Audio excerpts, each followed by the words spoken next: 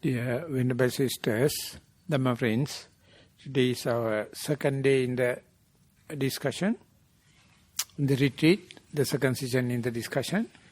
We'll cordially invite Ananda to start the session with written questions, please. Again, Ayubowan mendicants, for non-Sri Lankans, one word that you could take home from this, if you want to know one Sri Lankan word, is Ayubowan. You know the meaning now. And today, this is the day 2 of the 7-day meditation retreat conducted by Most Venerable Udairiyagama Dhammajiva Maha Thero at Jhana Grove Meditation Center in Serpentine, Western Australia. So we have altogether 5 questions, and it seems my job is at stake. And the organizers told me that my continuity depends on the number of questions just a few minutes ago. So please do some questions. And there are 5 questions. Maybe the quality is better than the quantity. So there are 4 English questions, Bhante, and 1 Sinhala. And first question I have taken is from Bhikkhuni. So I think they have the right of way to be the first. No. So this is how it goes. Dear Venerable Dhammajiva, my posture is sitting. My primary object of meditation is mindfulness of the present moment. In most of the sitting session, even though I am not sleepy, but when I change the awareness from body sensations to in and out breath, there will be thoughts, within brackets, inner chatter, in between the transition.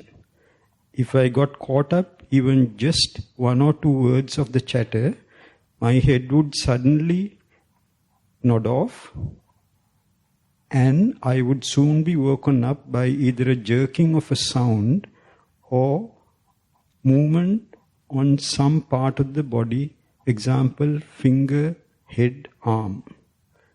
My question is, what is happening? Is there a way to smoothen the transition between objects without getting distracted by the inner chatter? Second part is in walking meditation, so I will. There may be some additional information the Venerable can add to the discussion, to the flow. The inner chatter is a kind of too much of energy, and the going to sleepiness is lack of energy. So in the essay it seems the inner chatter leads to sleepiness. From the energy point of view, that cannot happen. So therefore, we have to get more experience and more information in order to analyze it. If the chattering happening, you keep on awakening, or rather agitated, then calming down. And instead, if you keep the track with the primary object, when the primary object is becoming medium and subtlest, that is the way the energy is reducing, and that is more conducive situation for sleepiness happens. So therefore, if the sister can give more information, one way I would propose is, when that inner chatter happens, how far away from you, from the primary object? Do you have the access to the primary object while it is happening, or completely you are carried away by the inner chatter? Is a kind of a question I would like to pose. Yeah. Okay, so Bhante, when I started, it's like, because the most prominent is the body sensation, so I just observe the body sensation. As it comes down, then I go to the breathing, because at first I can't see the breathing. So when I want to change my awareness here, in between that interval, there seems like a thought coming, and then I wanted to latch, what is that thought? And then when 1 word or 2 words come down, then my head just like that. And then sometimes I would recover if like my finger go, or like my arm like that, or, my head. So it leads to another question. When you are jerked, when you are shaken, you are awakening into your primary object or wandering thoughts? Primary object, the breathing. Yeah, so that means it's a clear sign whenever the jerk happens, and if you are awakening and if you are clearly noticing that you are coming back to the primary object, that means you are not sleepy. It is the hiding of the mind. That is called lenient. In Sinhala we call leaner. That is, mind is hiding. It is not asleep. To check whether you have gone to the sloth and torpor or sleepiness is the way to verify whenever it is awakened, whenever it is shaken, whenever it is jerked, if it is open to the primary object, that's a healthy sign. And my early question is, now you are reporting shifting of your attention from the body sensation to the breath.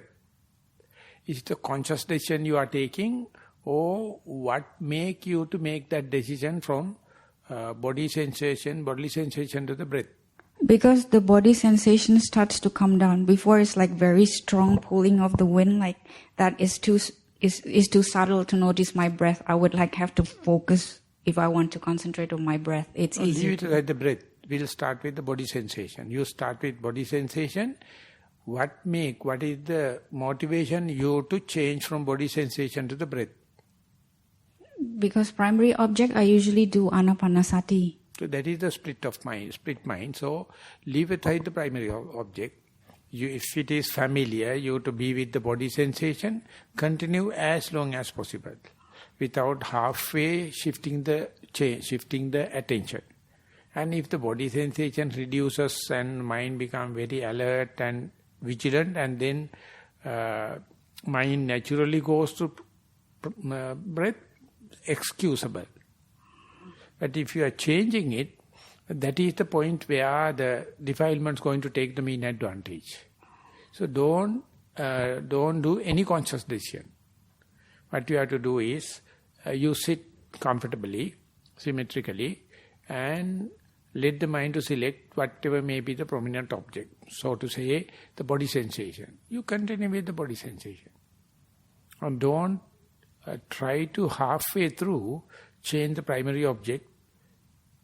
It can happen in a involuntary way. Then you have to excuse it. But otherwise, that changing, your mindfulness is not strong enough. So therefore try just to be with the body sensation and to keep the track with. And one clue I can give is, as long as you keep the track with body sensation, what are the evolution, what are the changes, what are the metamorphoses happen through this body sensation? Is it starting from the gross to become subtle, or become subtle to go to gross, or it is subtlety goes up and down, like there are patterns. That pattern indicate you are not simple mindful, you are double-fold mindfulness. You just keep the track with the object, one thing. Other thing is you are observing the behavior.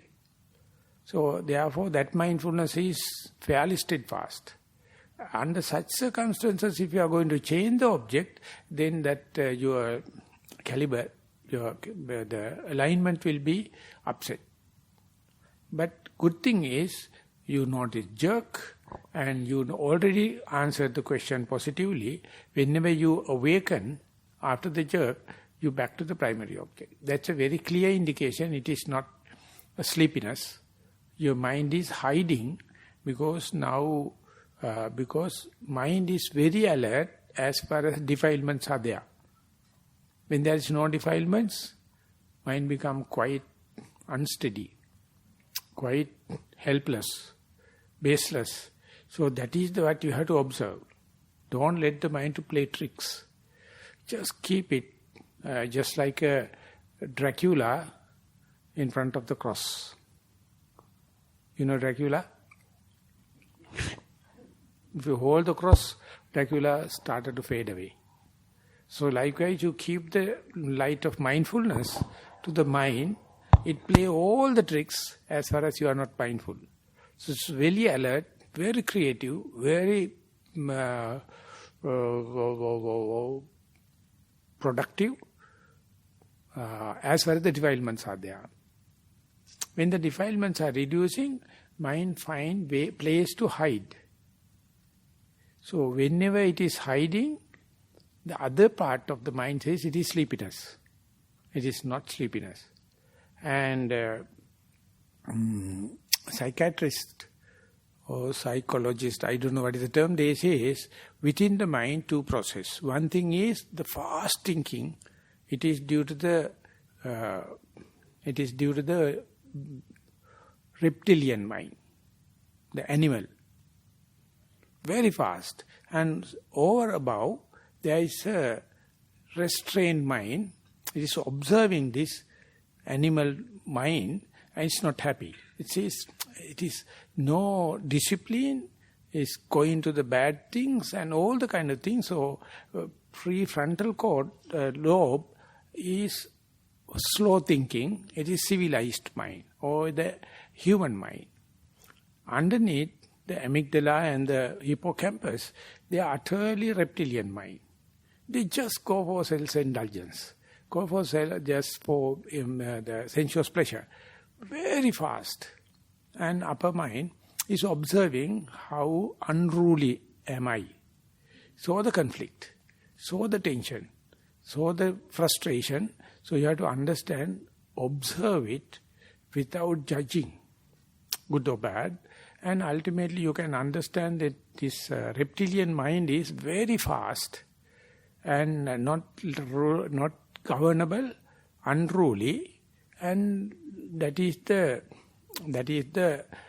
early stages of our evolution. But whenever it goes forward and the recently developed parts are the prefrontal lobe, it is something civilized.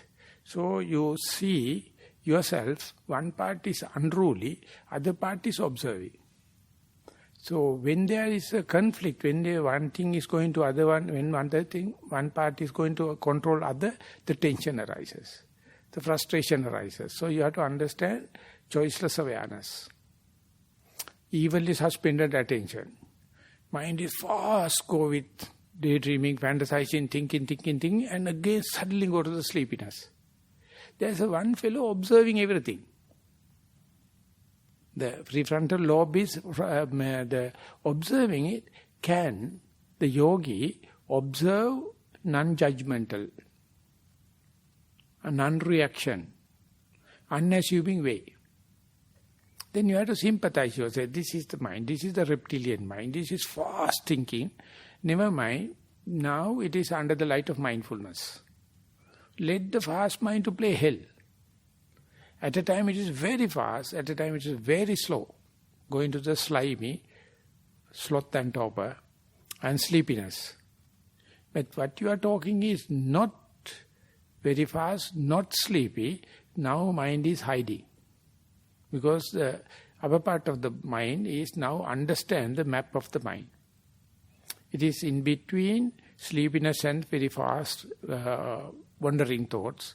So this is called the hiding area. That means your mindfulness is now very effective. So in order to make the situation very simple, don't involve in changing your object. Just let it run with the bodily sensation and don't worry about the breath. Just go with and don't let the mind to play tricks in between from body sensation to the breath.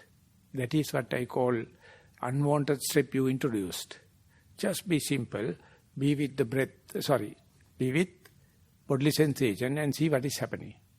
Maybe some kind of insights, you are learning who am I, what am I. Ready? Are you ready? Good. Bhante, the second part of the question from the same bhikkhuni. In walking session, when a transition is made from right foot to the left foot, the moment right foot is going to step down, the left foot is starting to lift. When my awareness is shift from one foot to the other, some inner chatter, thought came in between. If I just continue with walking, I would be aware only of the process that I am walking, but I wouldn't know how many steps I have taken. However, if during the transition interval, I intercepted with counting the steps, 1, 2, 3, so on and so forth, the inner chatter do not arise, and I would be able to know all the 21 to 23 steps from one end of the walking path to the other. Is counting steps allowed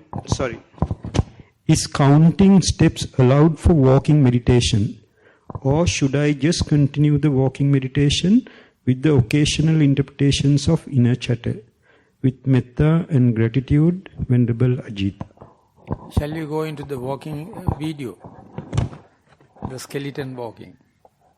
So of course it is not our product, it is kind of a YouTube product, giving kind of another perspective of...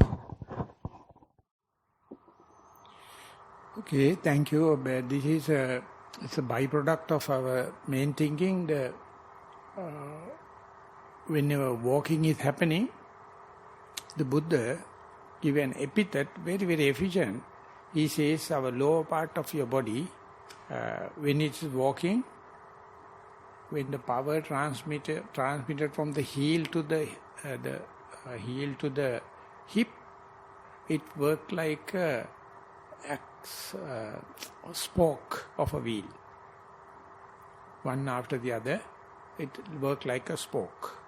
So we have prepared one animation, and 2 days time it will appear. That is what we want to show. When we are walking, the upper part body is just carried, and the lower part is changing one leg after the leg, and it is working like a whole wheel, and each and every leg take a turn. Whenever it is taking a turn, it become a power line and straighten, and immediately the power transmission happen. At that time, other leg is just swinging. And then the other one is, when it's coming, this one is becomes swinging, and its transmission of power happens. So therefore, each and every spoke in Pali called Ara, in Sinhala we call Araya. So there also Buddha says, mindfulness is called as Ekaro. When you are walking, you have to pay attention to the power transmitting leg.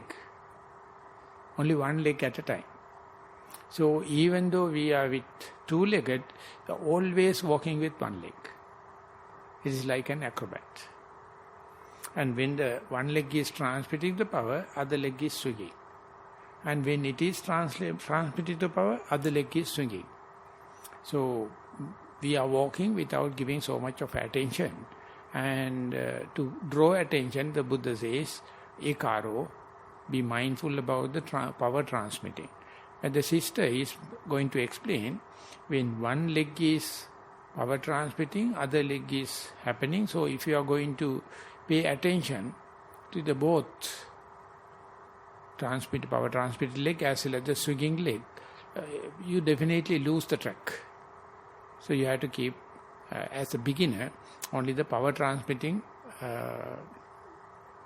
axis, the spoke. And there you can see it's such a synchronizing of energy, not a single machine on the earth can assimilate it when we are walking. And most of the time we are walking without giving so much of attention to this human body. So myself is 67 kilos. So when I stand on the ground, each leg is almost 35 kilos handling. Immediately you left one leg, the other leg is going to handle almost 70 kilos. And then when the other leg is taking, this is releasing all the 70 kilos and swinging and shifting of the weight, whole body weight from one leg to the other. So when we go to the mindful school, we ask children to stand and then ask their body weight and calculate what is the distribution among two legs. And then ask them to rest one leg. And the whole body weight goes to the one leg. And then the other leg. And can you keep track how the weight shifting from leg to the leg, how many steps you can go. It's one way of giving kind of a dramatic attention. But the answer to the sister's question, whenever phenomena happen, whenever experience happen, we have two approaches. One thing is system approach, the other one calls reductionist approach. Reductionist approach is you pay attention to one pixel of the whole phenomena and see it is behaving in the whole tapestry. Or you can see the phenomena, the system as such. Our right brain is always with the system approach. Left brain is always with the reductionist approach. So in education and the calculation, everything, we are over specialized on the left brain. Hardly we get attention to we give the function to the right brain. And therefore, but the mind to comprehend something totally, it must have reductionist approach as well as the system approach. So reductionism we call vibhajyavada, system approach samasta. So it is natural our mind to go to the system or occasionally to the reductionism. That is how mind is comprehending the system as such. But due to the bad education, now we are more to the reductionism. And hardly we have system approach. System approach is very aesthetic. It is nature-loving. It is eco-loving. It is talking about everything. You are nothing because you are just a grain of sand in a sand bed. You are looking at the sand bed, I am no one. I am just a citizen John. But whenever you become, I am one-upmanship and I am so and so, you lose the senses regarding the whole the sand bed. So that is the point where defilements can happen. Not that I am telling by looking at the one leg lifting, moving, dropping, and the heel, the arch and toes. This is system approach. It is not a defilement. It's a way of one aspect of looking at the walking. But occasionally you feel effortlessly walking happens, you don't know whether left leg or right leg. But you are very, verily sure you are not sitting. You are not standing. You are not lying down. You are walking, but you can't give accounts for detail whether it's left or right, whether heel or arch or toes. So you must be sympathized to see both. Whenever the system approach happens, you know this is system approach. In Sinhala, we call gediya pitting avidina. It's a coin word in Nissarana. Gediya pitting avidina. That means I know I am one. And it is almost like effortless or you are like a robot. You are walking and you are observing yourself. Effortless. Autopiloting mode. And other time you are sharp enough to see now the weight is at the heel and shifting to the arch, to this edge or that edge, and ultimately going to the toes, and when the toe is lifting, the other heel come into the ground, and that is the point where the one leg to the other, it is appear like a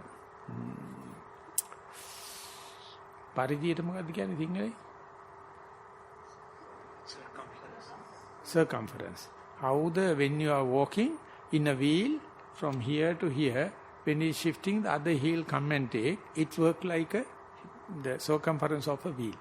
So that we will show day after tomorrow, please wait. And meanwhile, understand there are two systems. Not only in walking, even the breath. So, early thinking of Western, Descartes, he mentioned, the scientists must look into the detailed approach, let the church decide about the system approach. So now we don't have system approach, we don't worry whether the world is warming up it or not, whether the world is defiled or corrupted and polluted or not, because we become so selfish. Now, due to the mindfulness and research, they understand the mind science, and there they found two people living in the same skull. Within the same skull, the right hemisphere and the left hemisphere, and they are completely contradictory, unless otherwise the corpus callosum, they never talk each other. Just like a married couple. They never they do talk. They talk only when the visitors comes. Not otherwise. So this is the kind of a brain we are maintaining, but the Buddha utterly explain everything. So whenever reductionism happens, you understand it's a kind of a one way of looking at the same phenomena. All of a sudden, you change into the system approach, and you have to understand the same fellow, the same brain, the same object. You look at from the different perspective. That's what you call autopiloting or effortless. And there you find you are working under a TV camera, and after a while you see the action replay slow motion. How was your performance? How everything was happening. So you feel like laughing at yourself. I am walking, I am observing. I am the person walking as well as I am observing myself, and there you go out of your body and you observe. Sometimes the same thing happens while you are sitting. You feel that you can see your sitting figure. And while I am hitting someone or fighting with someone, I am very dramatic involved, still you can see what a kind of motivation I am to hit him. I am to hug him, I am to love him. So you can see that perspective from the total context. So that is the point where the meditation become a fun. Otherwise, like a regimentation and the rules and regulation and discipline and morality and all. But whenever you are to slowly go to the system approach, is everything pre-programmed. Don't take much seriously, everything is pre-programmed. You have no option. So that is why Madame Montessori says, each child born with pre-programmed schedule, and it is full potential. When slowly, when you are growing, you become narrow down, and you become stereotype, you become with blinkers like horse, you can look here and there, ultimately you suffer. So in meditation you come back to the childlike mind. You can see, sometimes mind goes to the system, sometimes mind goes to the reductions, and never mind. Both of them are valid perspective. Don't choose. You have no choice, simply. You have no choice, simply. So don't worry. They change in a reciprocal way. It is a cause and effect relationship. Only the chance you get is to be a neutral observer. And it is changing, unless otherwise you report it, you don't get benefits. Agreed? So you have to read when you are looking at something, two perspectives. One thing is reductionism. Other thing is the system approach. The Buddha is the only the master appreciate both. He introduced cutting the body into 32 parts. Analyzed in such a way, because he was coming from the Kingsley family, always wearing the sword. Cut, analyze. Kshatriya. In other places, whenever you see human being is a creature created by God, you have no rights to cut and see. If you cut and see, going against the preliminary laws of the God, they don't appreciate it. But the Buddha is the first and foremost person, allow person to cut open and analyze and see, but still he gave a very colossal, big theory about system approach. So when we are progressing, we go to both the ends. Sometimes we are very analytical, very detailed, and sometimes we are ready to accept everything as autopiloting mode, and they are the sympathy. you are sympathizing yourself. You are not always promoting the analytical and the reductionist method, but the analytical and reduction method is very important when you are communicating. So please observe more and more of this kind of thing. Please share with us, so we can, it can be a good hotbed for our discussion. Understand? Okay. When you say that you know the knower and the doer in your meditation, it's something to you? Something? The knower and the doer. Yeah. When you are watching. Yeah. Yourself. So that is also another perspective. When you are mindful, you are the doer, you are the observer. And you are the patient, you are the doctor. Mindfulness is the medicine. So that is the point you come at a cross and you come in the center. Otherwise, when you become a doer, you cannot be an observer. Then split mind happen. Krishnamurti was talking heavily on the split mind. So we develop tension whenever we observe, that become two. But you become, say, both of them coincide each other, each and every moment you are mindful. So that is the only moment give you as a doer, you as an observer. Hearing and listening.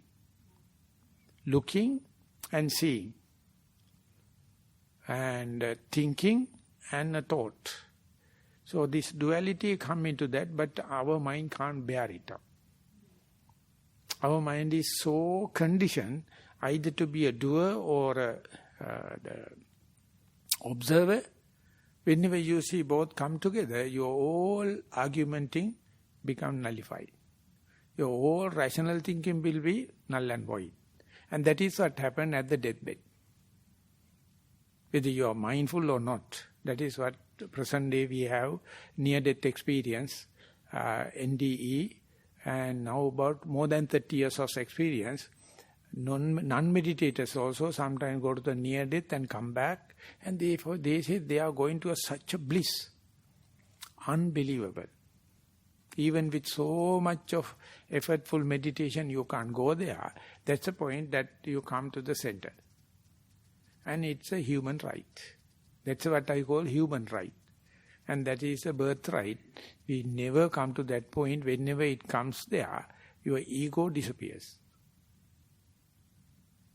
That is the fateful thing. I would call it the true clear comprehension. Clear comprehension is the only thing recognizing it. Otherwise it's a mishap. You go and the pirit nool gata gano, appa nool gata gano, monada me panduru ayin karno. I don't know how to put that into English. So you go for, you feel so lost. If you are not well instructed, if you have not well argued and discussed, you appear like a lost. So psychologically it is catastrophic. But if you are a well-learned and prepared person, you see, you can disprove, you can make your ego null and void only split 1 second. But the matter is how to maintain it. Because our mind is not happy with that. Because our mind is happy whenever the egocentric thinking happens, whenever the conceit is happening, whenever the desire is happening. When the mindfulness comes into being, no egocentric thinking, no desire, and no conceit, so you become no one. All tanha, kama tanha, bhava tanha, vibhava tanha. Yeah. And they become droplets, the chain become just loops, individual loops. There are no train thoughts, there are no chain thoughts. Ultimately these individual loops become inert. They become just background. You are just a chatterbox.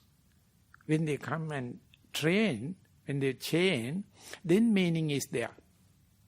Otherwise, every time that inner chatter, the primordial form of thinking always there. But they are not organized in such a way.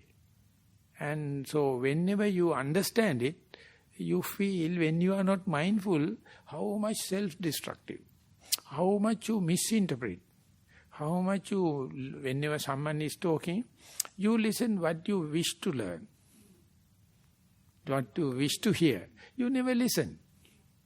So when such a thing happens, our whole complications in our life become a joke, become a fun.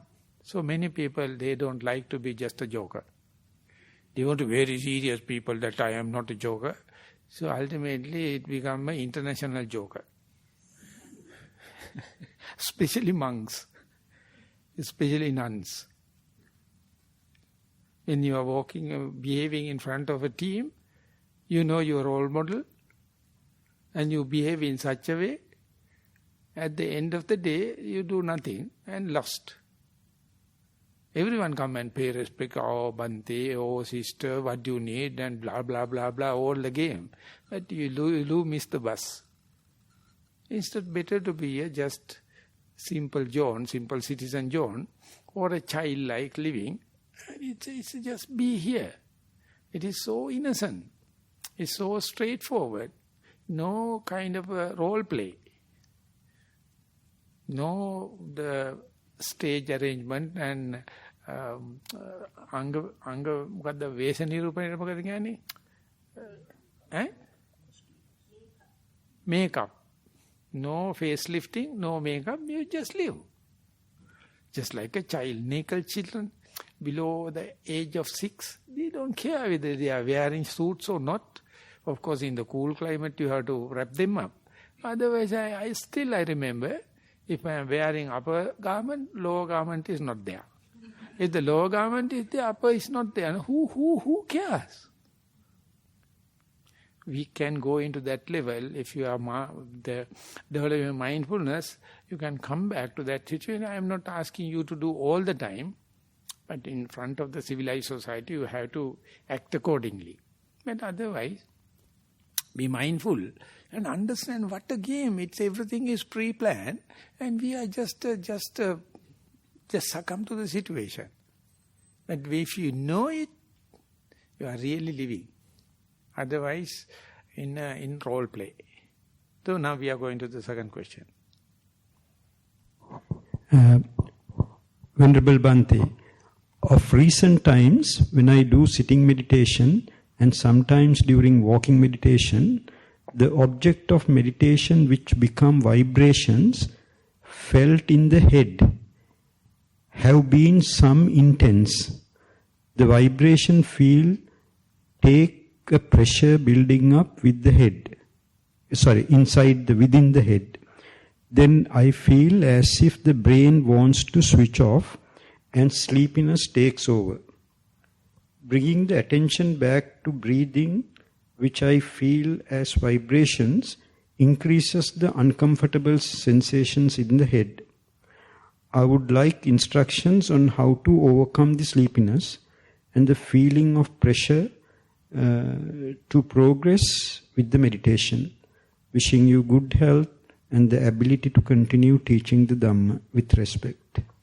So whenever you mindful breathing in sitting or walking, whenever mind become introvert, come to the present moment, no sooner it become a burden.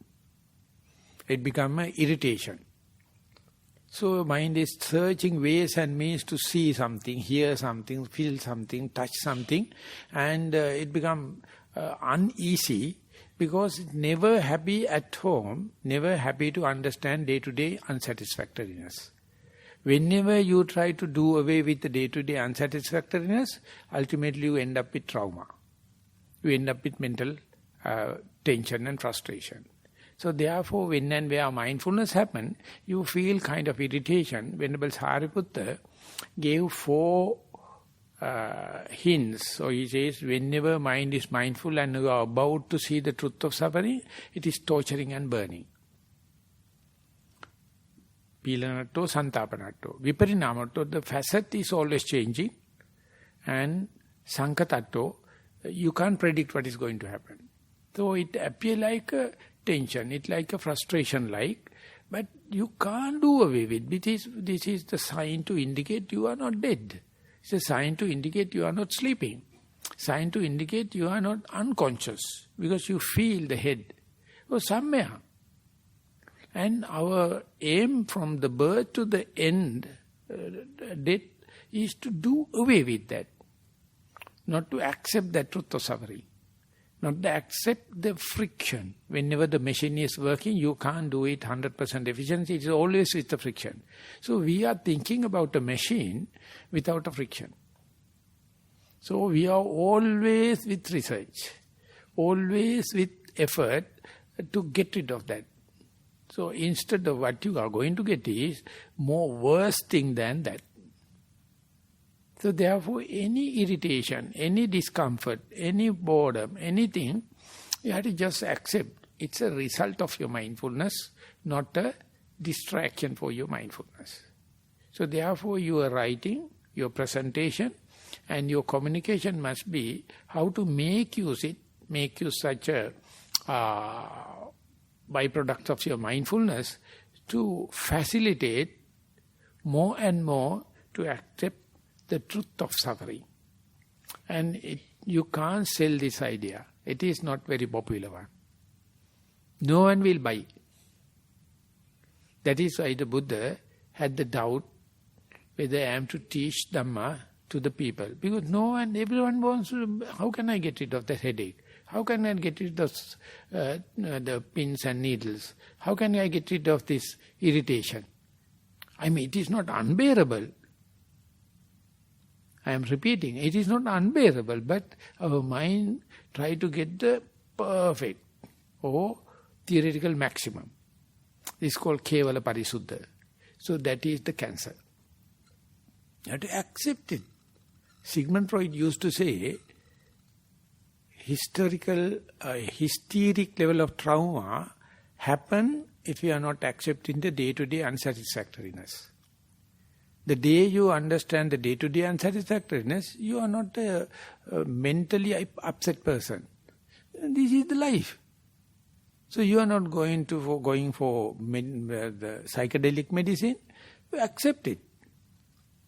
Otherwise, you try to avoid it by smoking, alcohol, and all the addiction, ultimately end up with the severe situation, hysteria or trauma. So, present day, we are not happy with any friction. We think that when the technology become perfect, by pressing a button, everything will happen. And that is how we are being camouflaged by this falsified technology. So we are not down to earth. So I am not always, you must have a headache when you are mindful. That is not my theory. As explained, somewhere, some or the other thing, some irritable aspect you can feel. The day you accept it as an endowment of your mindfulness, then you are progressing toward the acceptance of the truth of suffering. So therefore, all the other religions try to make the face value to be attractive. The Buddha, very, very bold enough, he put the truth of suffering in front. Whether you like it or not, this is the truth. So if someone is thinking marketing, he would have put the third truth first. Nirodha Satya first, and then the last will be the truth of suffering. But Buddhism is surviving because first and foremost thing is truth of suffering. So that presentation itself of the Four Noble Truths, it's very bold. Don't care about the individual desire. This is the truth. So consider this all thing happens, or mishaps, or what you said, irritable things going to happen in meditation. You will never appreciate if you are going to go for concentration meditation. But in Vipassana, this is the starting point. There only your progress starts. So therefore, everything irritable things become a blessings in disguise, and you know how to write it in a positive way. That is called, in the Polyana, the book, you must try to find a reason to be glad under any circumstances. Even the irritation happened, you take this irritation, oh, I am not dead. I am not sleeping. I am not unmindful because irritation. At the time, mind becomes very worked up and agitated with irritation. At the time, it is going to sleep. So this is way too polar. The bipolar situation happened. So write it in such a way. And if you happen to read the Buddha to be, when he is practicing ardent practice 6 years, Duskara Kriya, what the kind of a mill he has gone through. You can't read it in a civilized world, civilized words. Such a thing, and still he is writing, he is presenting for us to take a role model, unbelievable. And we think, no, when we are meditating, there should not have any headache, there should not have any sweating, there should not have any pins and needles, everything must be rosy and like a intercity bus, climb in and drop into the other destiny. It is not so rosy. Whenever Jnananda used to say, when everything is rosy, there is a danger of red. So this is happy that presented. So this is my interpretation. Next time, my teacher used to say, whenever Jnananda, next time go, that if the meditation is going to happen, continuous headache may happen, you go with prepared mind, that headache is quite bearable. Quite bearable. If you go unprepared mind, it's utter irritation like a peck in your eye. It's irritating. But if you go prepared, then it will easily you can cope up with, and still you can see when the headache happens, how is the in-breath and out-breath. When the headache is not there, how is the in-breath and out-breath. So you can comparatively see the breath from two perspectives, with the distraction and without distraction. And if I am to pose a question to the audience, which one is more important, which one is more dramatical, and which one is more skillful, with distraction or without distraction? So we have theoretical knowledge, but practically you will write one page after one page. When I am meditating, this happened, that happened, all the kind of thing. You feel our mind is such a fabricator. It can fabricate anything instead of cutting short and see the truth. So may everyone get enough headaches, and we'll go to the next question, please. Third question, Bhante. Dear sir, my posture is sitting. My primary objective is in-out breath. In a good session, my mind can relax quickly.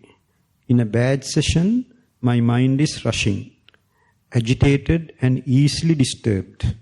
It takes a long time to settle it at all.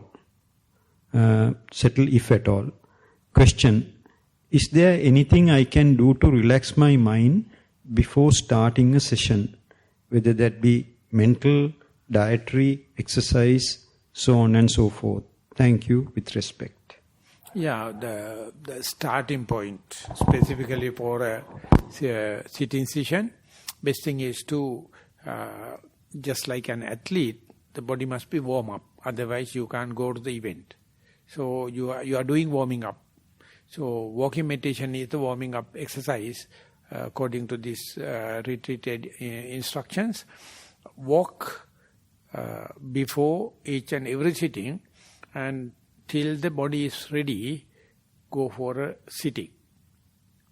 So you yourself can feel the agility and the warming up situation. And whenever Jnanarama used to say, imagine when you are achieving a very irrevertible, remarkable experience in sitting. If it is so, after such a very remarkable and irrevertible kind of experience, your mind is going backward. And try to understand how was my preliminary mindset before sitting. And you can understand even before sitting, there was a kind of a preparation, and that is why you achieve that kind of a thing, but only you can understand after the experience. It is unfair from the beginner's mind, so therefore everything happening in a sequential way. So your common sense must facilitate as much as possible giving conducive conditions, but not perfect. You can't expect the perfection, but you must have common sense, that is, you are facilitating, you are giving proximate factors as much as possible. So with your experience only you have to understand what will be the best to give the calm mind or conducive situation.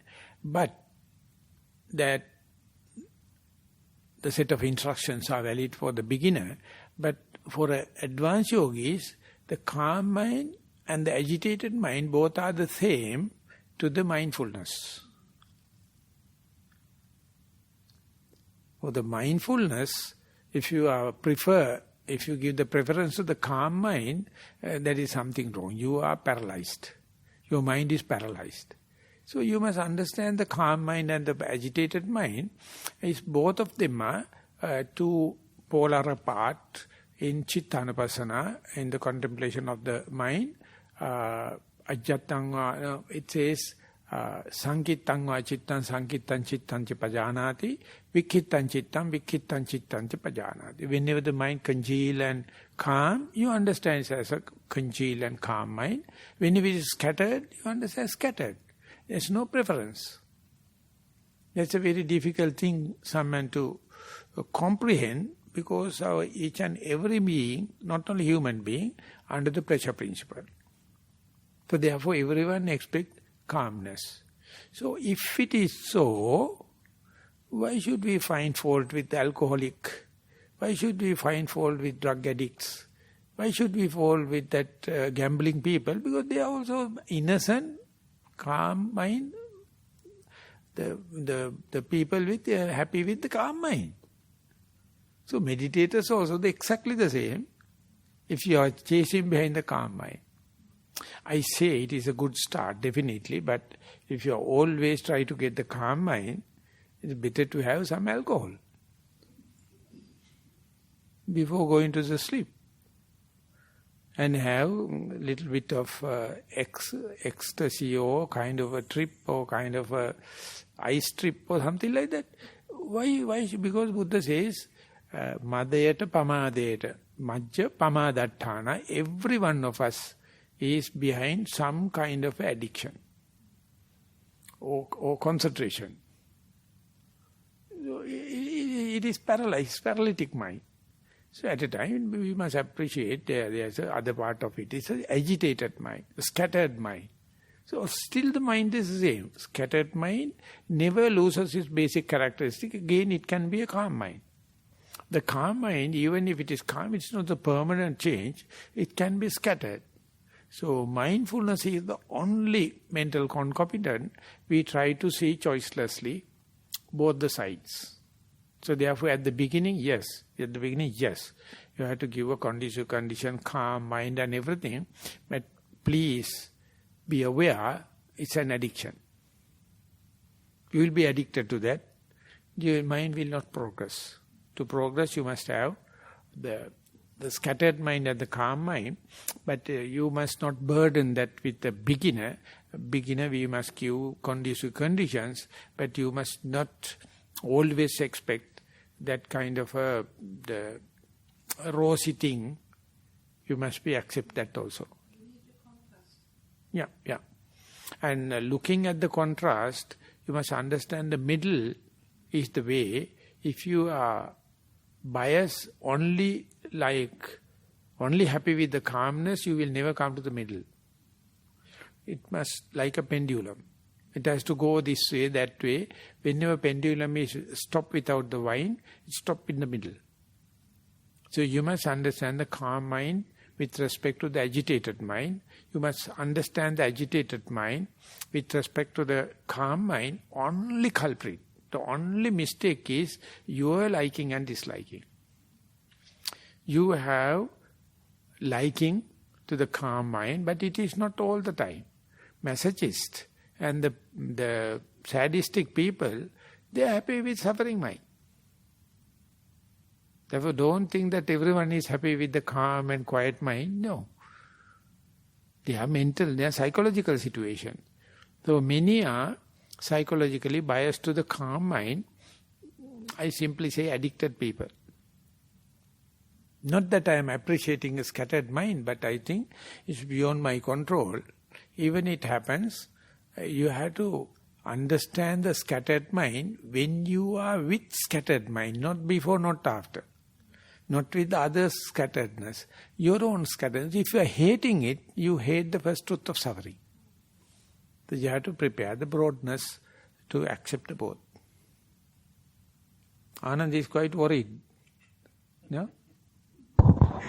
No, I was going to ask a question, Bhante, on that. And this understanding the scattered mind or the agitated mind and the calm mind is during the process, isn't it?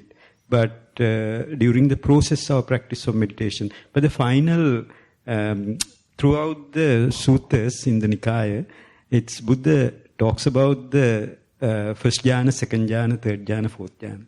So those are not scattered minds, those are not agitated minds, those are calm minds. So am I right to say that what you are saying is the process when we are meditating, understand that the mind is scattered or calm, but get to the calmness for you to see the truth? So my simple question is, if all the first jhana, second jhana, third jhana, fourth jhana all calm, why should you go from first to the second? Because you can't do a PhD without doing your basic degree.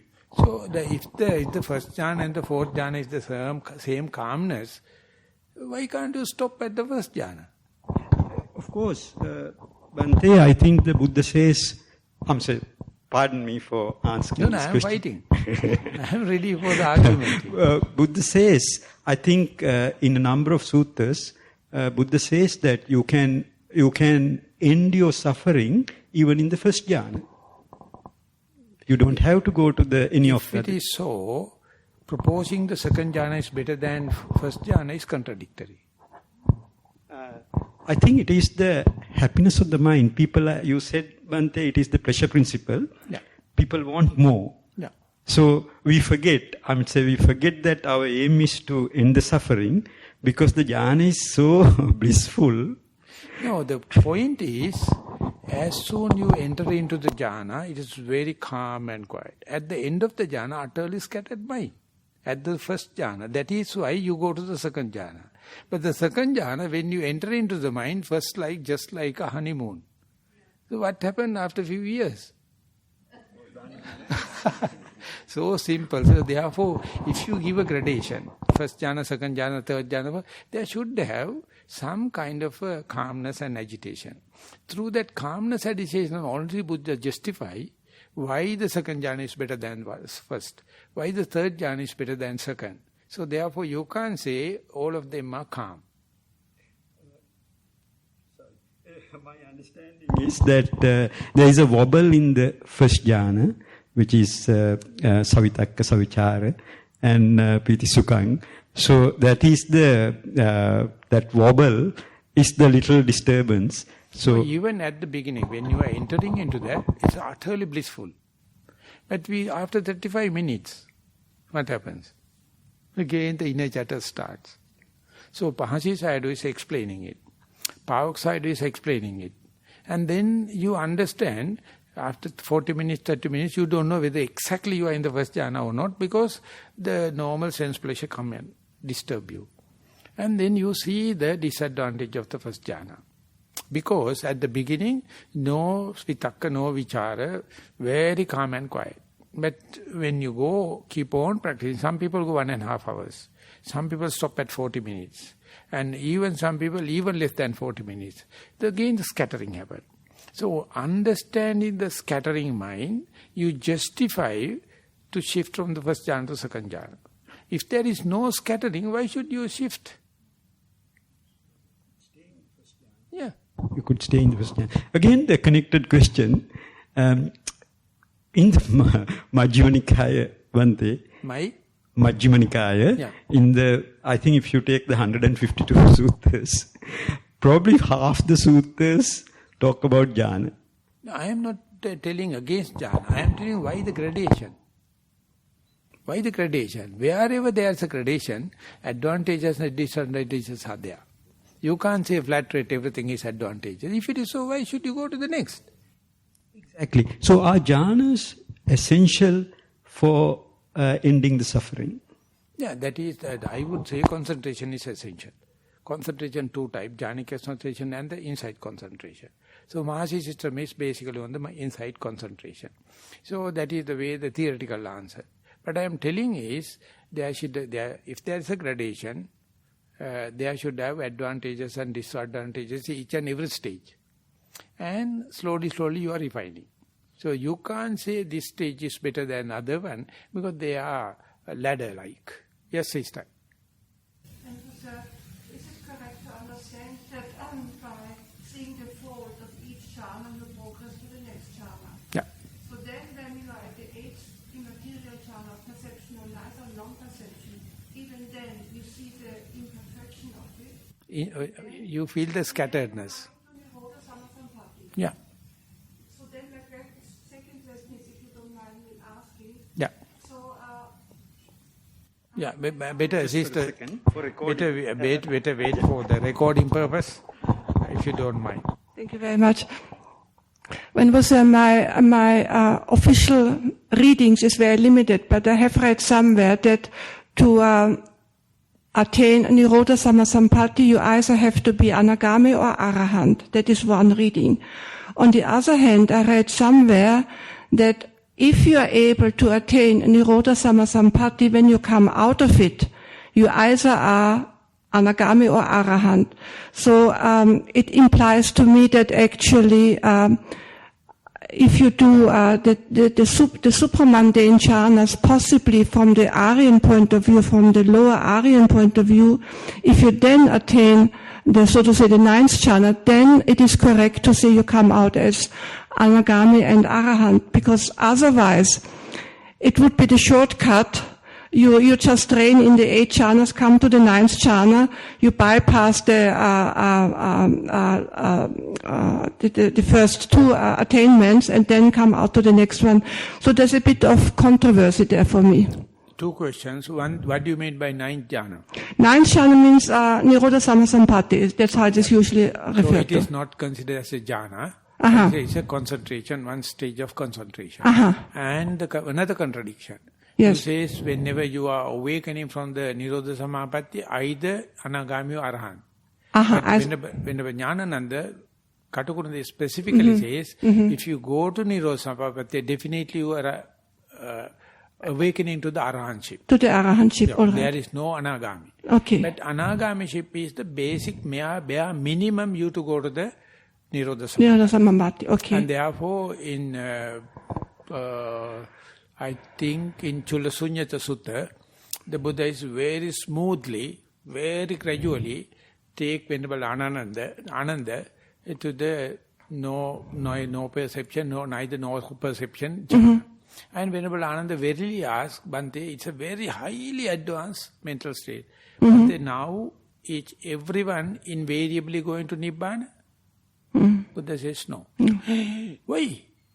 After having so some may go, some may not. But why some are not going? Because they have some kind of an attachment for that already earned Nirodha Samapatti. So they have to see the disadvantage of Neva Sanya Nasanya.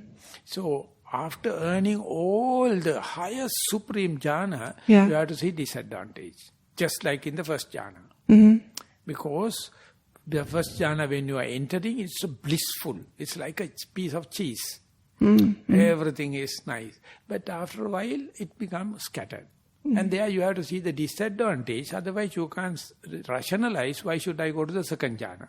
So likewise, the Nevasanya, Nasanya, Yatana, it's a very rare thing. And when you go there, there's invariably there is a disadvantage. You get attached into that. Not everyone. So to get rid of that attachment, you have to see disadvantage of that highest jhana. And then only you can go to Nirodha Samapatti or Arahantship. Okay. So therefore they are very subtle areas in our mind. Yeah. So I would like to say Nevasanya Nasanya, that potential for Nevasanya Nasanya, everyone is having. But Anagami person only can define it. They only can discern it. Yeah. That discernment is the qualification. Thank you. Everyone is having. Yeah. Because when the out-breath disappears and the in-breath appears, in between there is no perception, neither no perception. Each one is going from the out-breath to in-breath. Yeah. Between area we appear like a black box.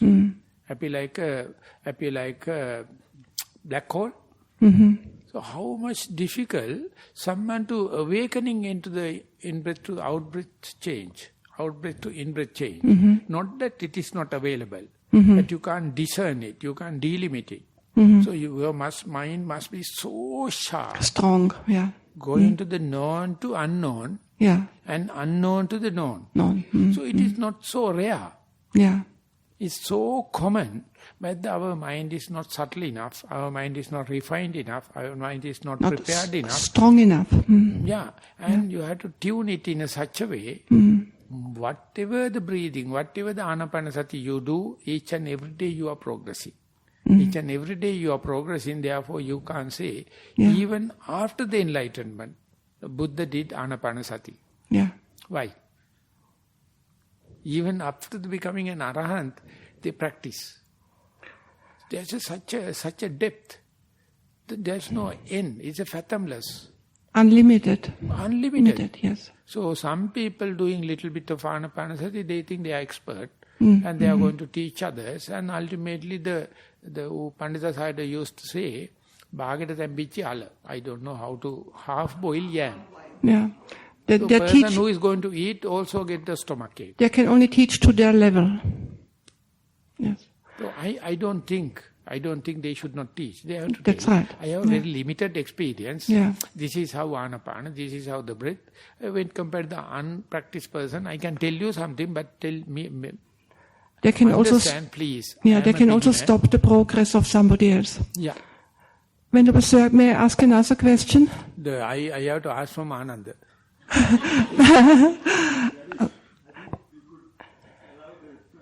Well, yesterday, none of you nuns talk. Yep. Now we can. None of you. That's why 7 days is not enough. Yesterday I was thinking, they were so reserved, so jealous about others' learning, and preserved. Today, very difficult to take the mic out. Today can't stop me. Venerable Sir, what is the difference between Nirodha Samasampatti and Nibbana? The Nirodha Samapatti is still on the path, but even Arahant can go into Nirodha Samapatti. Yeah. And they are awakening definitely to the Nirodha Samapatti. Whenever you are getting out of the Nirodha Samapatti, only 3 things happen. Animitta, Appanita, Sunyata. So either as an enlightened, fully enlightened being, or if you are an Anagami, you go to Arahant. Animitta, Appanita, Sunyata. Whenever you go for Nirodha Samapatti, it is somewhat like Sankhara Upekha Jnana. All the Sankharas, I mean manifested thing, volitional thing, willful thing, become null and void. Nirodha Samapatti, it is going to the level of Sanya Vedana. Even to the Sanya level, even to the Vedana level. Yeah. So only 3 culprits. Sanya, Vedana, Sankhara. Sankhara is the most gross thing, and that is why we are fighting till after the Anagami. But even the subtle level of Sanya and Vedana can happen. But at the Nirodha Samapatti level, not only Sanskara, not only Sankhara, Sanya Nirodha also being tackled. And you are no more with pressure principle. And you are not labeling anything. You take everything as a system approach. You never label male, female, elderly, young, learned, nothing. Everything in a system approach, so it can't titillate you. If you have labels and if you have the better half and the lion's share and beautiful thing, then you get titillated. So Nirodha Samapatti is such a higher caliber. You have to at least to be anagami, and still you have to practice. Yeah. So much so, whether it's a defilement or it's undefiled, both must be the same. Am I misleading you or am I leading you?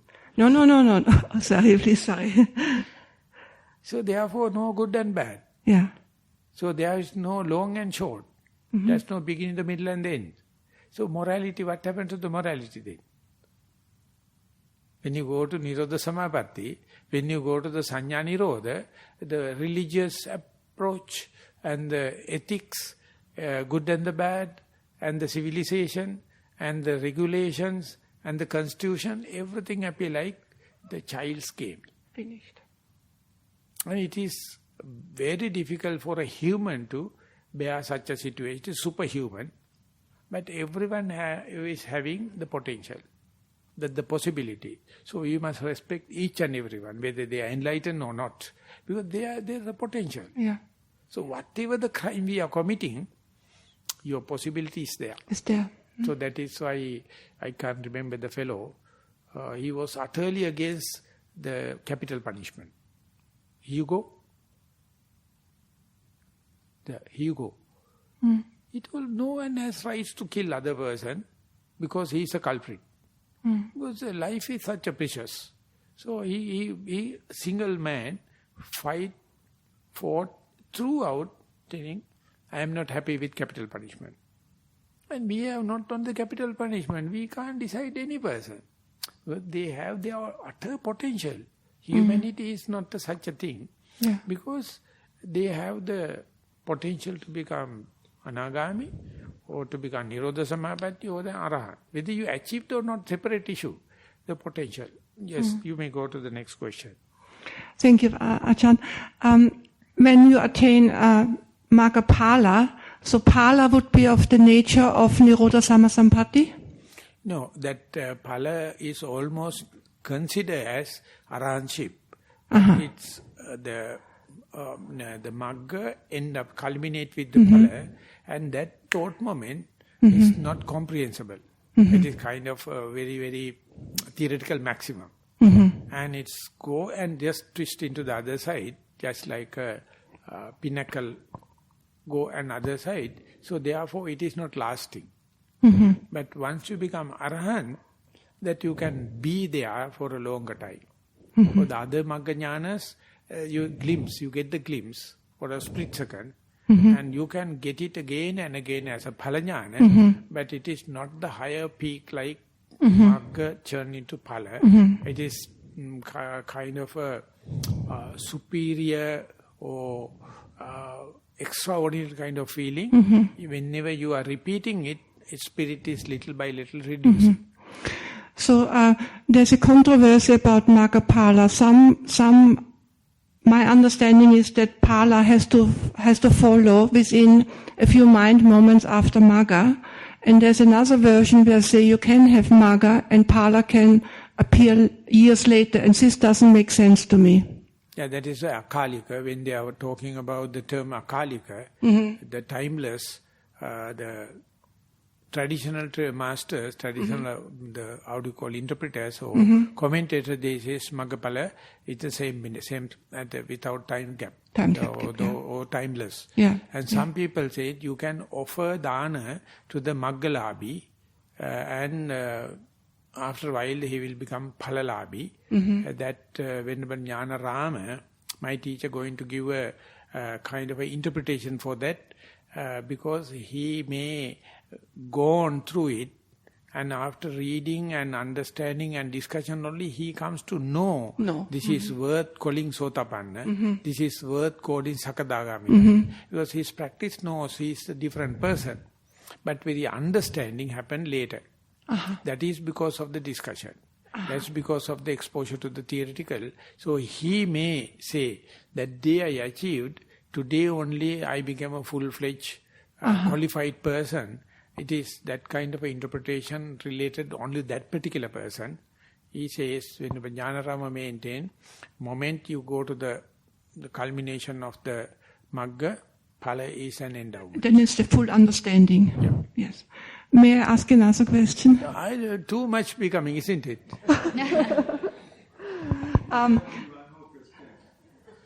Only one more, huh? Okay.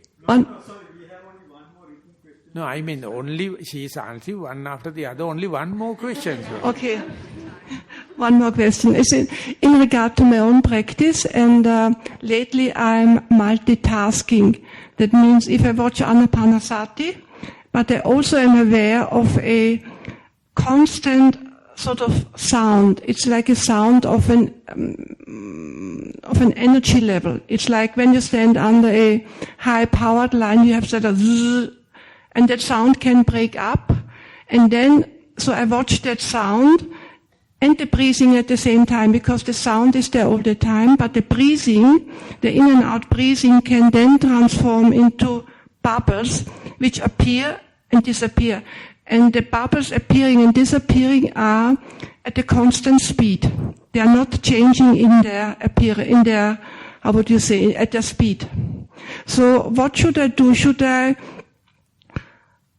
I'm watching both at the same time, which obviously is not the one-pointedness. The theoretical answer is the sound of silence as well as the anapana, both of them are happening for the same energy. It happens two facets. Whenever it is appear like a sound, it cannot be a anapana. Whenever it appear like anapana, it cannot be sound. It can be a vision or lightness, light, or it can be a smell. So everything happening from the same energy, and you interpret it. When you interpret something, it cannot be another thing. The Schrödinger, when he is explaining quantum physics, he came out with the one sentence: the Schrödinger energy level will collapse into matter only when your consciousness interacting. That's right, yes. So energy is there. Your consciousness says it's a sound. That's right, switch. So it cannot be a smell. It cannot be a light. And immediately your mind interpret it as a light. And then you appear like you see both together. It's such a, that is called non-local phenomena. Yeah. So Schrödinger maintained that truth 115 years, I think. That's right, yes. Without explaining, because it's against physics. So it's like what Einstein said, energy and materiality is interchangeable. So E is equal to mc square. Yes. And in the Mahayana tradition, they say emptiness is form and form is emptiness. It comes down to the same point. Yeah. So therefore, at that level, when you go there, it is highly argumental and philosophical, spiritual. But when you keep on practicing, you see, and you have the same knowledge, same argumentative knowledge, even you as a young child. Yeah. But you don't know how to express it. Yeah. When you are practicing and talking with people, you learn the art of expression or communication. There you find it is only valid for human beings, not for any other animal. But we hardly think about that. We are thinking about the dollar fluctuation up and down and the national level fire hazard or catastrophic. We are utterly obsessed with these kind of things. So therefore hardly we have enough time to go into that. And Hindu, they say the Brahma, the original energy, has two facets, Nirguna and Suguna. Nirguna is utterly pure form, you can't comprehend. Whenever it is manifested as a kind of an quality, then only you can comprehend. But it's a corrupted form. The pure form you can't comprehend. And pure form has no soul, but the corrupted form, they presented them as a soul. And they challenged the Buddhism. And India went away from Buddhism. But their interpretation and their how do you call, logics are very powerful. Very powerful. And that is how Nagarjuna came out with Shunyata. Sunyata thing, yes. Mula Majjhima Karika. Yeah. And that is also now becoming fade off. Mm-hmm. And again, Hinduistic argumenting is many Buddhists, they don't know they are facilitating Hinduism or Buddhism. Mm-hmm. They are just following what is the tradition.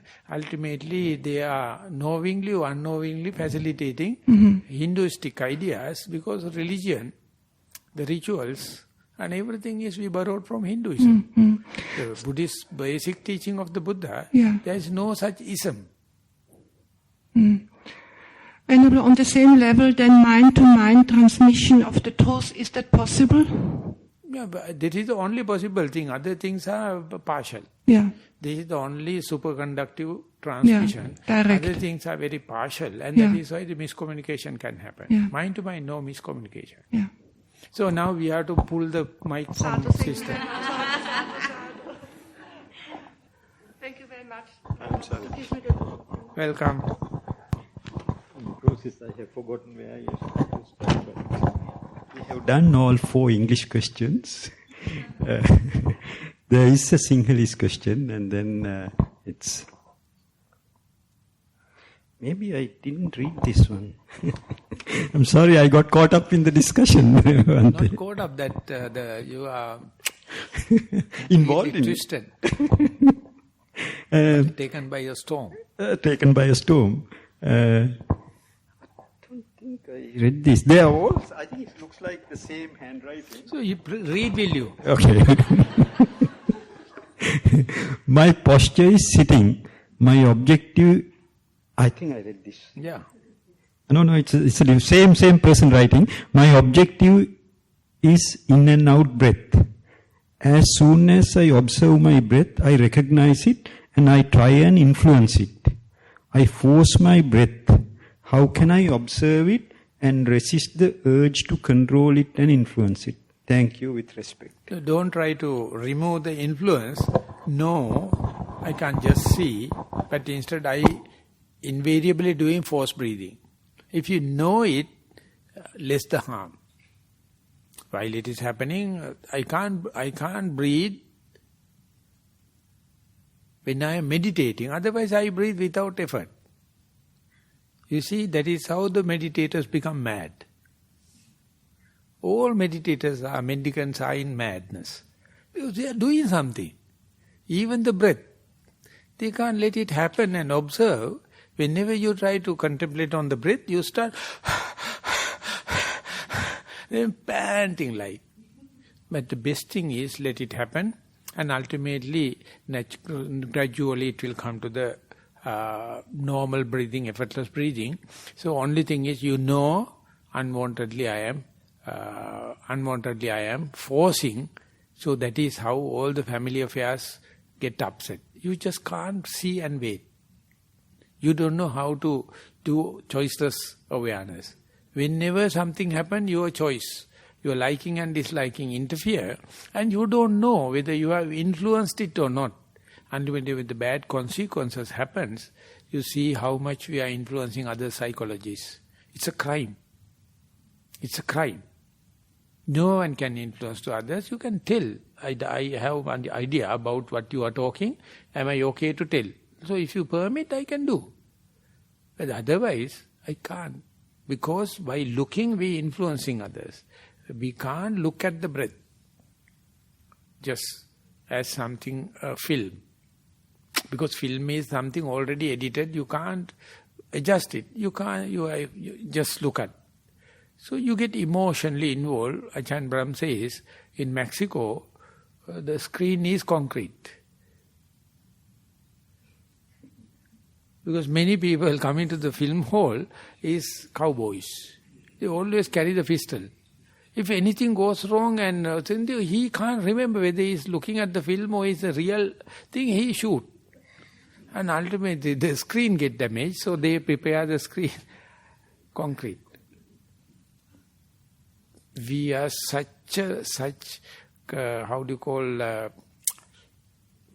conditioned beings. We can just look at something. That is called choiceless awareness or evenly suspended attention. So when it happens, you see no tension. That is a simple thing.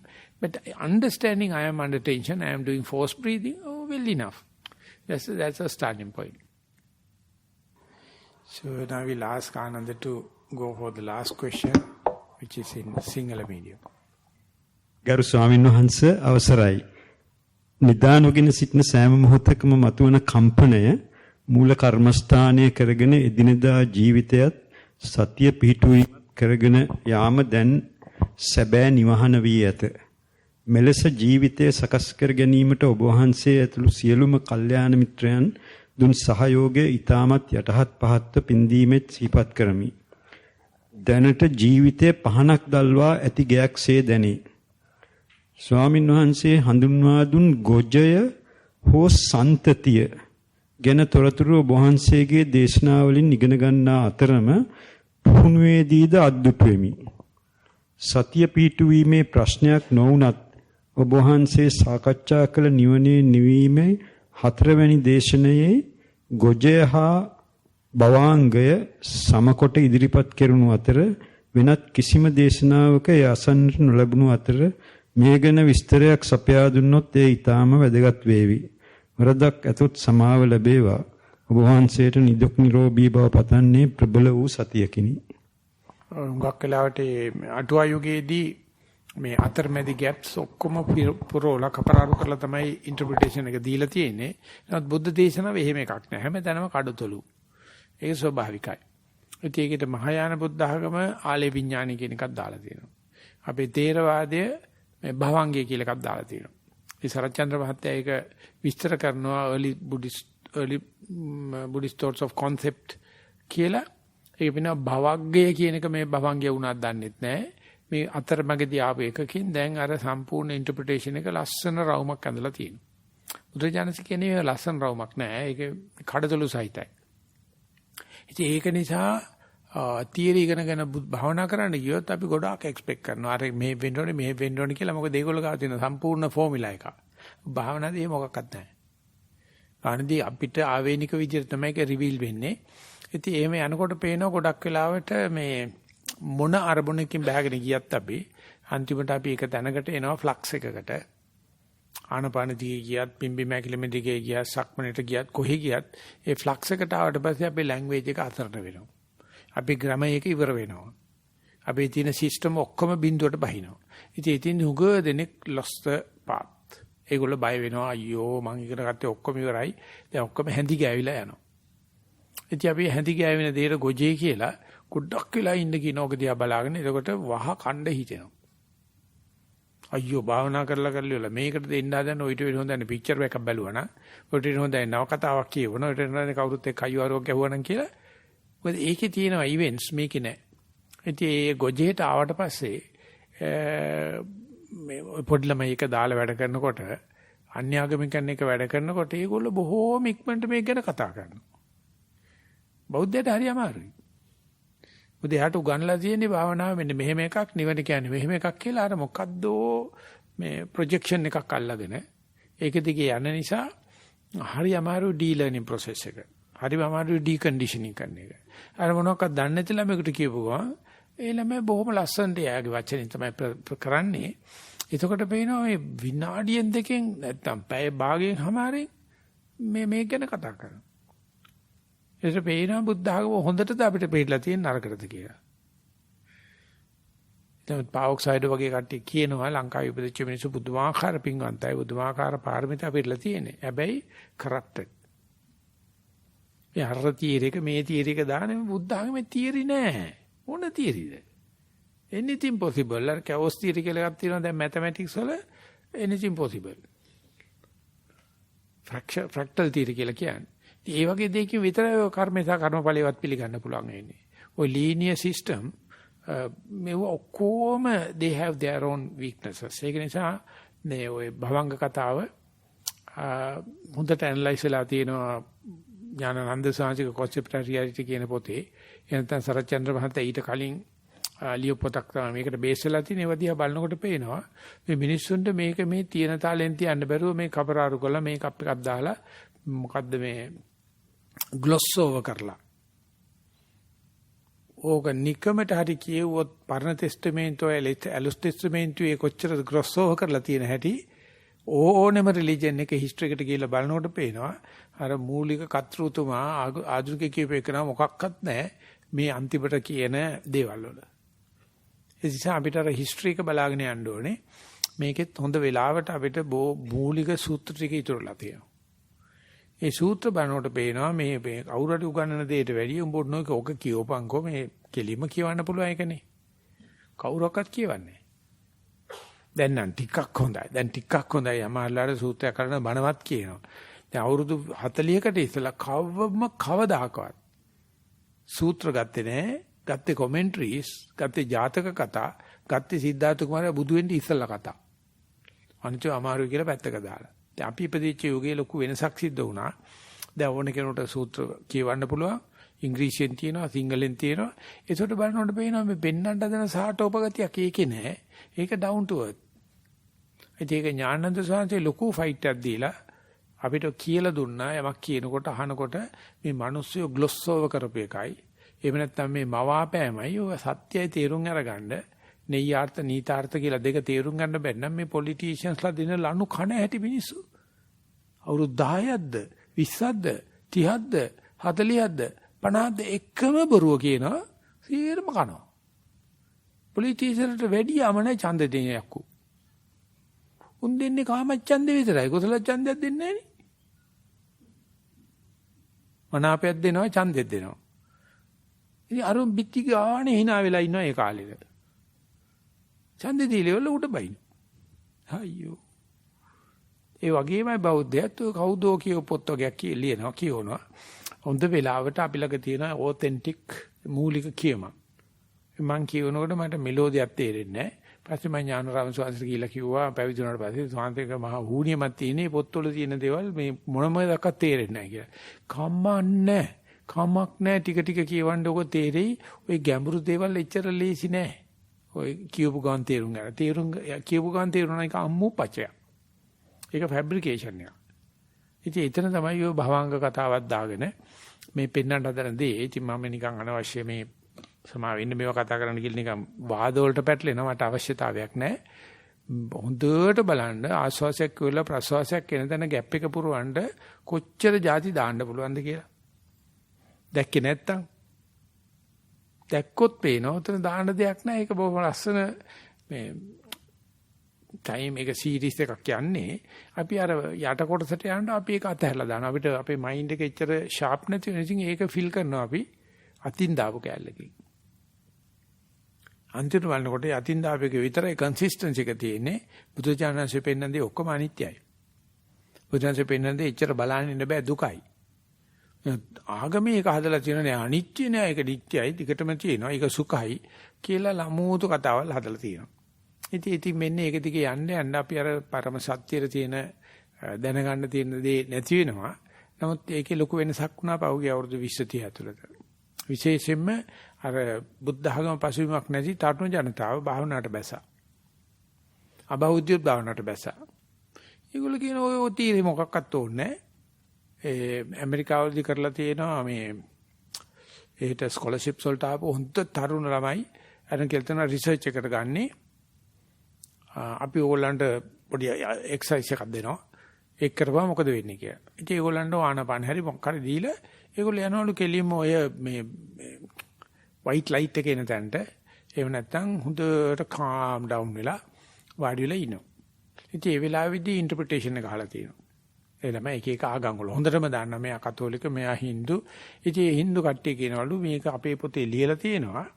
හැබැයි මේක පරමාර්ථය වශයෙන් ලියලා තියෙන මේ ආත්මේ කරන්න බෑ කියලා. අනේ thank you very much මේ රිසර්ච් එකට විවර ගත්තට බලනකොට මේ අපිට යන්න පුළුවන් හිතෙන්නේ කියලා. එතකොට මුස්ලිම් එක්කනා කියනවලු ඕ ටික තමයි නබි නායකතුමා ගල්ලිනේ භාවනා කරනකොට දැක්කේ මේක හරිම ස්පිරිචුවල්. අපි හිතුවේ නෑ මේ ආත්මේ කරන්න පුළුවන් කියලා. මොකද ප්‍රැක්ටිස් කරන්නේ නෑ. ඉතින් ගියාම කතෝලික කට්ටිය ගෝලු මේක තමයි සර්බලධාරී omnipotent omnipresent power එක හැම තැනම මේක තියෙනවා. ඒක නිසා මං හිතුවේ නෑ මෙතෙන්ට යන්න පුළුවන් වෙයි කියලා. මේ හැම කෙනාම කියනවලු this is the end කියලා. බෞද්ධ කොල්ලෙක් ඉඳලා ඕක කිව්වලු මෙතෙන්දි පරිසංග වෙන්න කියලා බුදුහාමුදුරුවෝ කියලා තියෙනවා. මේක විදර්ශනා උපක්ලේශයක්. මෙතනින් තමයි භාවනාව පටන් ගන්න. මේක පටලවා ගත්තොත් ඉතින් දිගටම පැටලෙනවා කියලා. අනිත් ඔක්කොම එන් කරන තැන තමයි පටන් ගන්න තැන. ඉතින් ඩෑන් බ්‍රවුන් කියන මිනිහෙක් කතා කරලා කියනවා මම මේ ආගම් අතර ගැටුමක් ඇති කරන්න කතා කරනවා නෙවෙයි. උඹේ ස්ක්‍රිප්ට් එක මොකද්ද තියෙන්නේ ඔළුවේ යනකොට තමයි පේන දේ උඹ ඉන්ටර්ප්‍රිට් කරන්නේ. අපිට ඔළුවට දාලා තියෙන දැන් ස්ක්‍රිප්ට් එක. දැන් මොනව පෙන්නුවත් අපි ඒක කියවන්නේ අපි බ්‍රේන් වොෂ් කරලා තියෙන තාලෙට. ඕක අයින් කරනවා කියන එක ලේසි නෑ. ඒ මොකද අපි ඒක අල්ලගෙන තමයි අපේ ජීවිතේ කොට ගහගෙන තියෙන්නේ. පෞරුෂත්වය හදාගෙන තියෙන්නේ. අපේ රුචි අරුචිකම් හදාගෙන තියෙන්නේ. අපේ හැබැයි හදාගෙන තියෙන්නේ. අම්මා මුත්තා කිව්වත් අරින්න බෑ. ඉතින් ඒක නිසා තෝමස් මර්ටන් කියනවා නිවනට යන්න පුළුවන් ඔබ අහිංසක නම්. ඔය අල්ලගෙන ඉන්න හනමිටිය අතහරින්න කැමති නම් නිවනට යන්න පුළුවන්. ඔබට යන්න බෑ. වහර පරණ හනමිටිය කරේ තියාගෙන ඉන්න බෑ. ඒත් මම කියනවා හනමිටියක් බව දන්නවනම් ගොඩ. මං ඉන්නේ මේ දන්න හනමිටියක කියලා දන්නවනේ. එච්චර ඒක හානි කරන්නේ නැහැ. හැබැයි ඒකමයි ඉද මේව සත්‍යම් මොගමඤ්ඤං කියලා ඒකම අල්ලන් ඉන්නවනම් මං හිතන්නේ මෛත්‍රී බුදුහාමරව ආවත් කරන්න දෙයක් නැහැ. ඒ තරම් කරප්ටඩ්. ඉතින් මන් දන්නේ මං කොහොම ස්තුති කරන්නද කියලා ධම්මික හාමුදුරනේ මේ සේරම භාවනා කරන්න ඉස්සෙල්ලා මට තියරි කියලා දුන්නා. කියන්න එපා කාටවත් භාවනා කරනවා කියලා උඹ පොඩ්ඩක් එක්ස්පෙරිමන්ට් එක කරලා බලපන්. අර යමයා පිටිපස්සේ වලෝ කරන්න යන්නත් එපා. ඒක කොච්චර අමාරු නැහැ. එච්චර මං කියන්නේ මේ මුළු වැඩ පිළිවෙල පුංචි කරලා එහාලු කරන කතා කරන එක නෙවෙයි. මේ අපි ඔළුවට දාලා තියෙන ස්ක්‍රිප්ට්. අපි බ්‍රේන් වොෂ් කරලා තියෙන්නේ. ඉතින් ඒ කන්නඩියෙන් බලනකොට ඒ විදිහට තමයි පේන්නේ. ඉතින් ඒක පස්සේ හොඳටම සෑහෙන දුරට සුද්ධ කරා ඥානানন্দ ස්වාමීන් වහන්සේගේ පාලි දැනුමේ සහ ත්‍රිපිටක දැනුමේ ඥානාරාම ස්වාමීන් කිරුවේ බොහොම අහිංසක තාලෙට බුදුම පණ්ඩිත ස්වාමීන් වහන්සේ මොනක්වත් නැහැ කපලා කොටලා පින්නනෝ ඇනලයිස් කරලා මොනම මිස්ටික් එකක්වත් පිළිගන්නේ නැහැ මොනම ඇදහිල්ලක්වත් නැහැ වෙරිෆයබල්.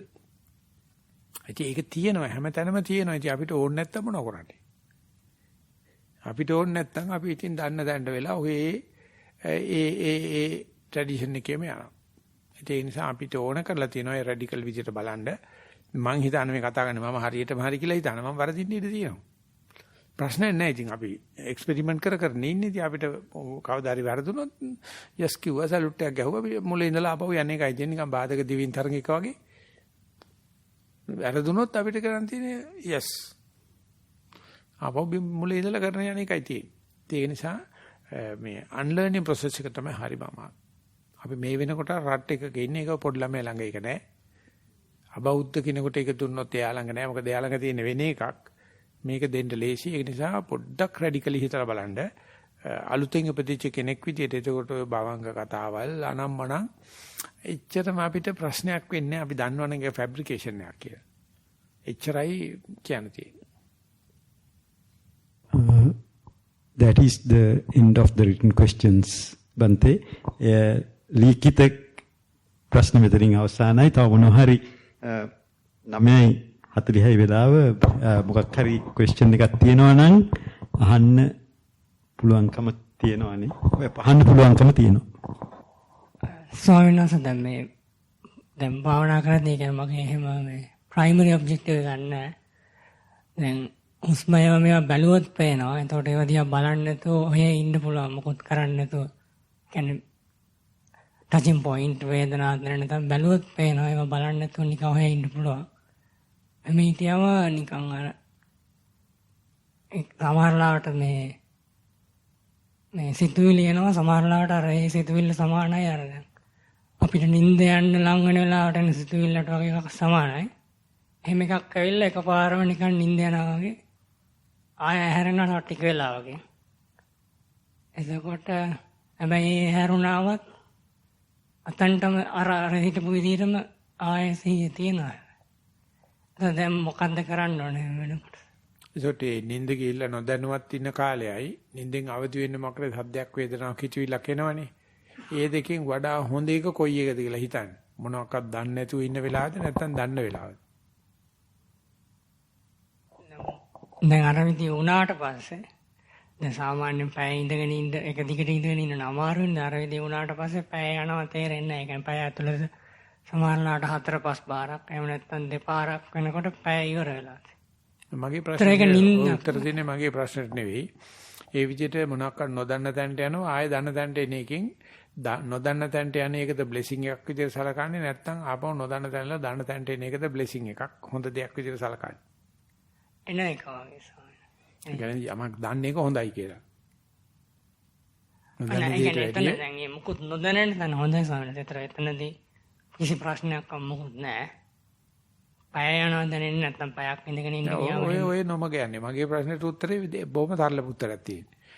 නොදන්න දැනට යන්නේ ඒකද හොඳ, දන්න දැනට එන එකද හොඳ කියනකොට මම දන්නේ නැහැ. හිතලා බලලා දැනන දන්න එකට හොඳයි කිව්වා. දන්න හැමදේම කෙලස් කියලා බුදුහාමුදුරුවෝ කියලා තියෙනවා.